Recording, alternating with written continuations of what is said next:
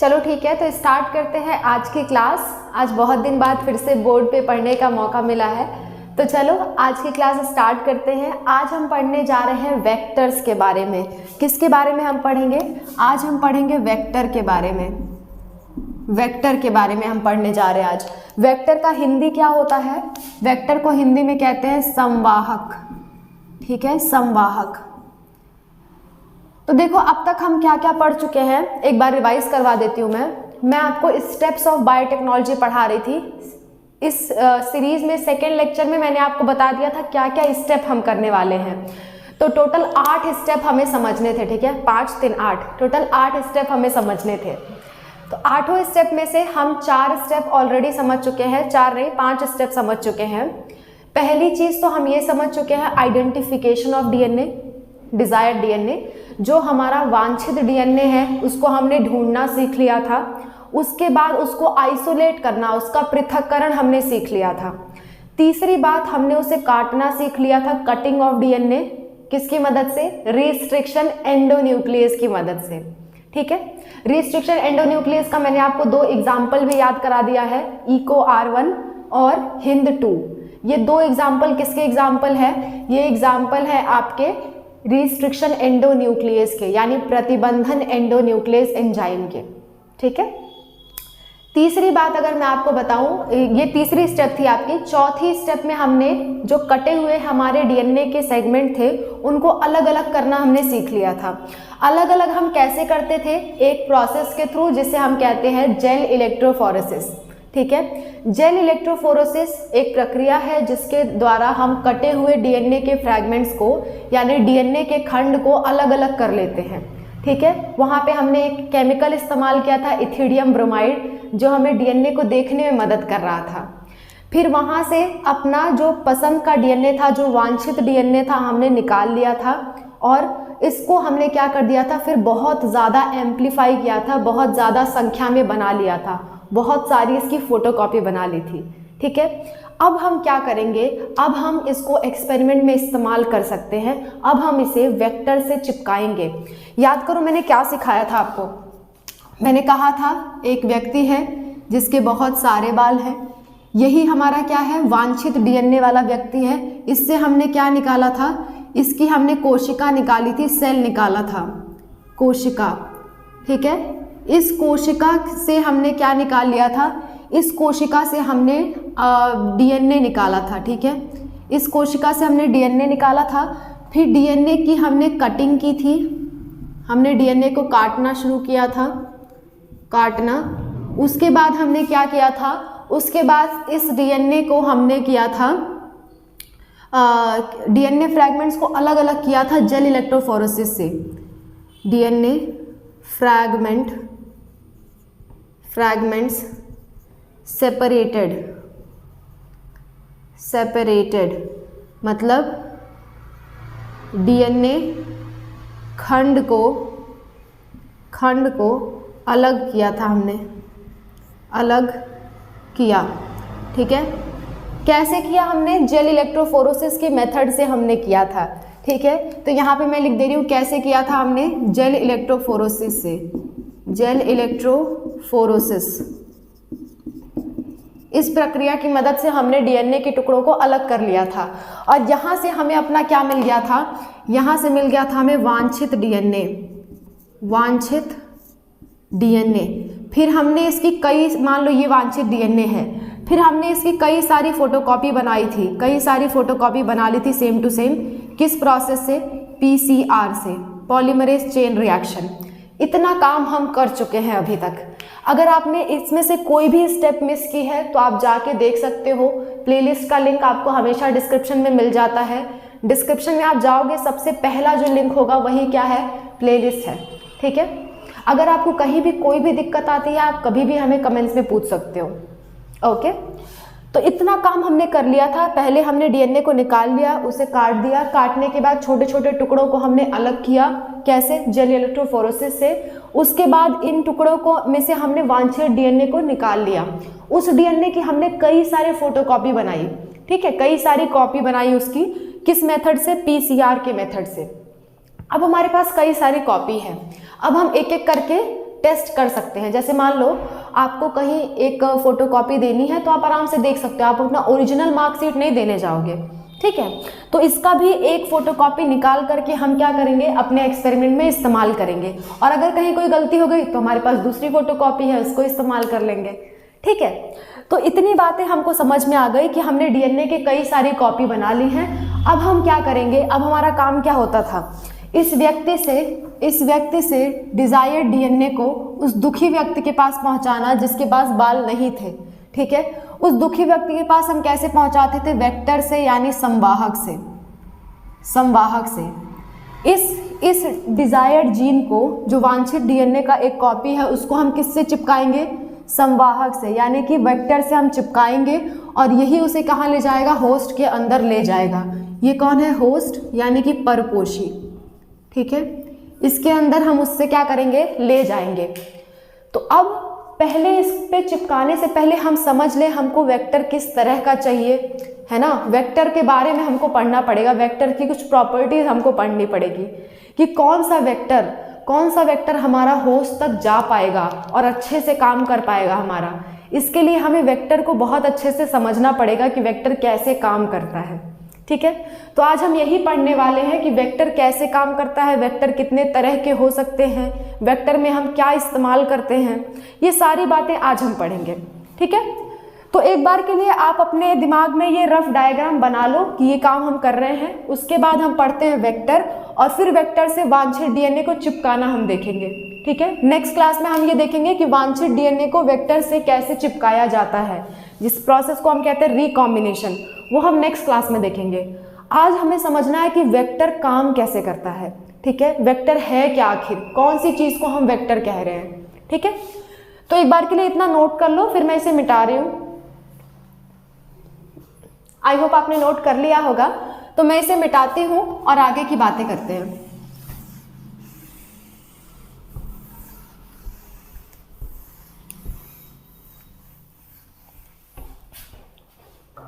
चलो देखो, चलो ठीक है। तो हमें अब क्या पढ़ना है, हमें पढ़ना है वेक्टर के बारे में। वेक्टर जिसे हिंदी में हम कहते हैं संवाहक, ठीक है। अब संवाहक क्या होता है, संवाहक ऐसी चीज है जो हमारे वांछित डीएनए को, यानी डिजायर्ड डीएनए को कहाँ तक ले जाएगी, होस्ट तक, ठीक है। तो it carry our desired gene या डिजायर्ड डीएनए कह सकते हो, ठीक है, टू द होस्ट। ये क्या करता है, हमारे होस्ट के पास क्या ले जाता है, हमारे डिजायर्ड जीन को ले जाता है। हिंदी में भी मैं लिख दे रही हूँ ताकि आपको समझ में आ जाए।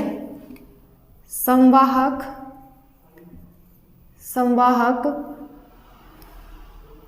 वांछित जीन को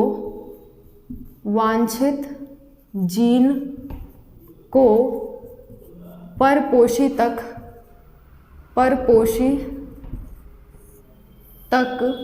ले जाने में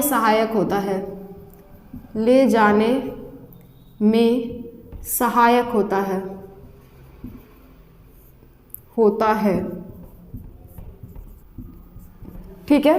तो इतनी बातें आप लिख लो कि वेक्टर क्या करता है, वेक्टर वांछित जीन को, यानी डिजायर्ड जीन को आपके होस्ट तक, परपोषी तक ले जाने में सहायक होता है, ठीक है। ये वेक्टर का काम है। अब हम देखेंगे वेक्टर कितने प्रकार के होते हैं, कितने टाइप के वेक्टर होते हैं, ये भी हमें समझना है, ठीक है। तो एक बार आप इसे नोट कर लो, फिर मैं दिखाती हूँ कितने टाइप के वेक्टर के बारे में हमें पढ़ना है और वेक्टर क्या क्या हो सकते हैं, ठीक है। तो एक बार के लिए इसे नोट कर लो, फिर हम आगे बढ़ते हैं। आई होप आपने नोट कर लिया होगा।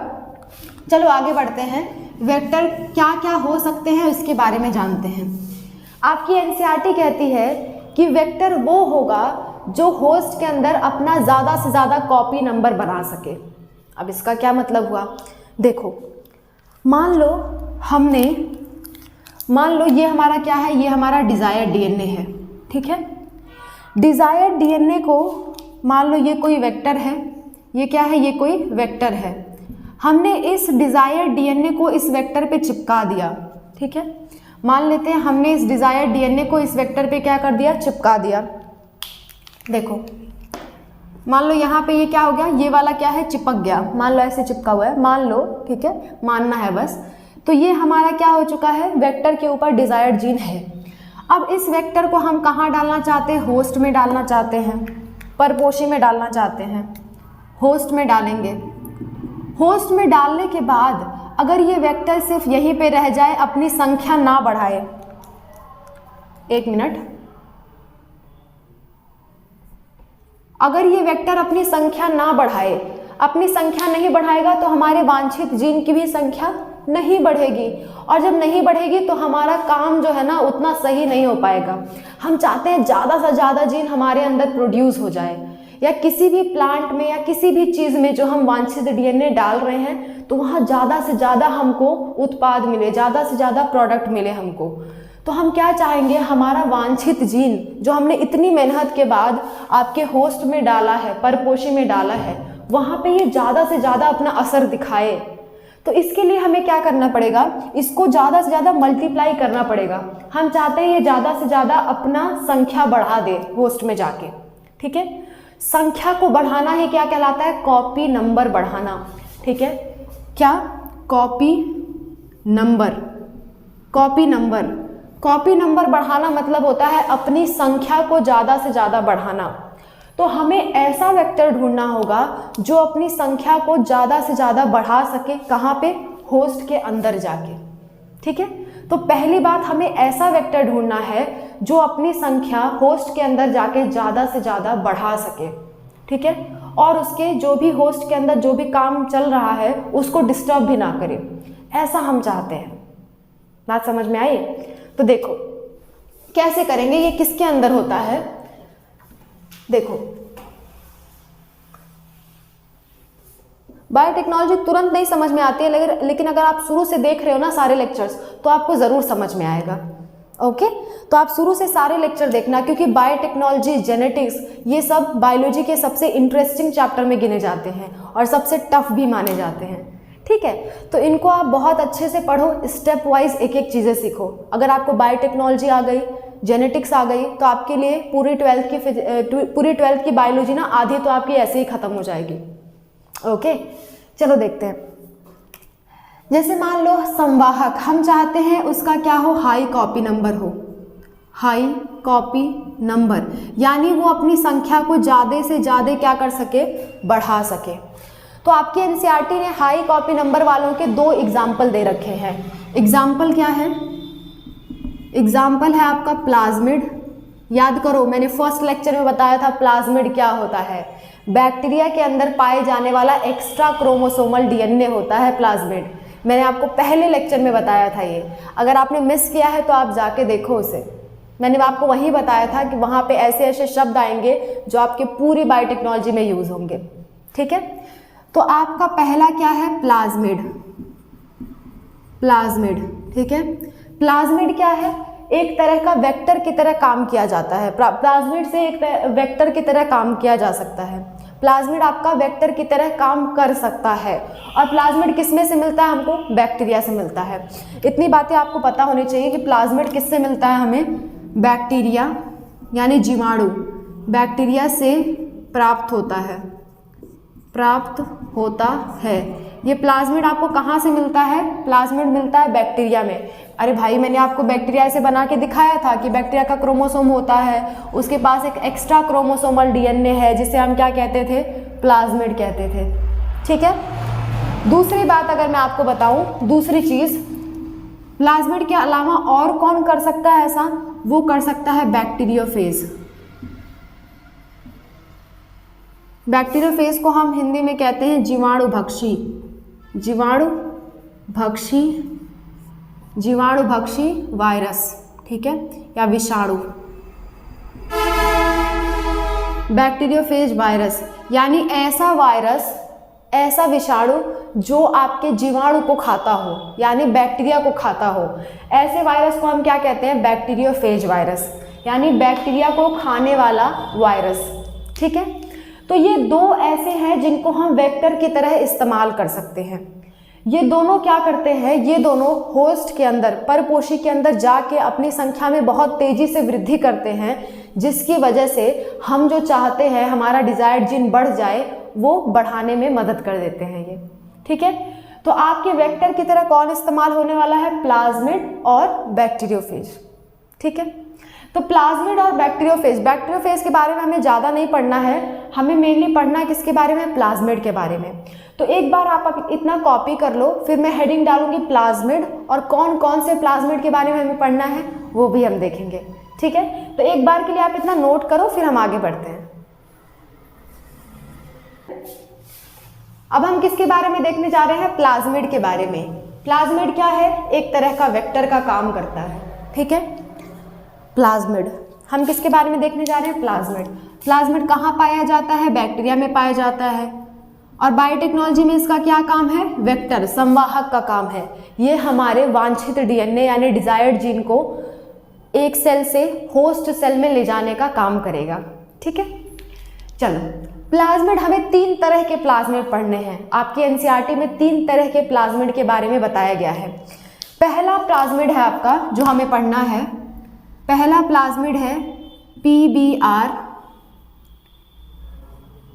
एक मिनट, PBr 322, ये प्लाज्मिड का नाम है बेटा, है ना, ये नाम है। कैसे ये नाम पड़ा था मैं आपको बताऊंगी। ओके, दूसरा नाम है PUC8। P मतलब होता है प्लाज्मिड, यहाँ पे जो P आपको दिख रहा है ना, P मतलब प्लाज्मिड Br 322, प्लाज्मिड UC8, और तीसरा है आपका TI प्लाज्मिड। ठीक है, ये 3 तरह के प्लाज्मिड के बारे में हमको पढ़ना है। ओके, इन तीनों तरह के प्लाज्मिड को आप एक बार नोट कर लो, इन्हीं तीनों प्लाज्मिड के बारे में हमको पढ़ना है, और यही तीनों हम कैसे यूज करेंगे, वेक्टर या संवाहक की तरह इनका इस्तेमाल करेंगे। संवाहक मैंने आपको बताया था कोई ऐसी चीज, ठीक है, कोई ऐसा वाहन या व्हीकल जो आपके डिजायर्ड जीन को होस्ट में ले जाए। तो व्हीकल तो कई तरह के हो सकते हैं, वाहन तो कई तरह के हो सकते हैं, बस हो सकता है, स्कूटर हो सकता है, कार हो सकती है, कुछ भी हो सकती है। तो इसको मान लो ये बस है, ये कार है, ये स्कूटर है, दैट्स इट, एग्जाम्पल है उसके। ठीक है, कौन कौन से वाहक हो सकते हैं, तो एक बार इसको आप नोट कर लो, फिर हम आगे बढ़ते हैं। नोट हो जाए तो बता देना मुझे, ठीक है, एक बार नोट कर लो इसे आप। 3 तरह के प्लाज्मिड के बारे में हम पढ़ने वाले हैं। ओके, चलो,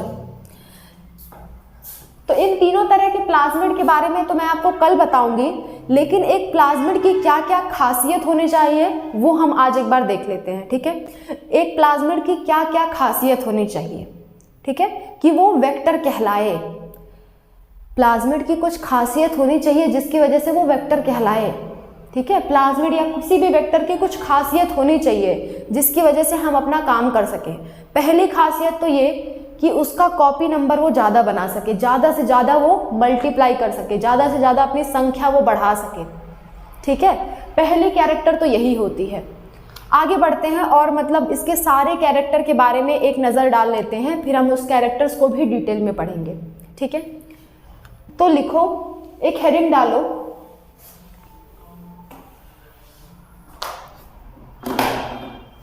प्रॉपर्टीज ऑफ या क्वालिटी ऑफ प्लाज्मिड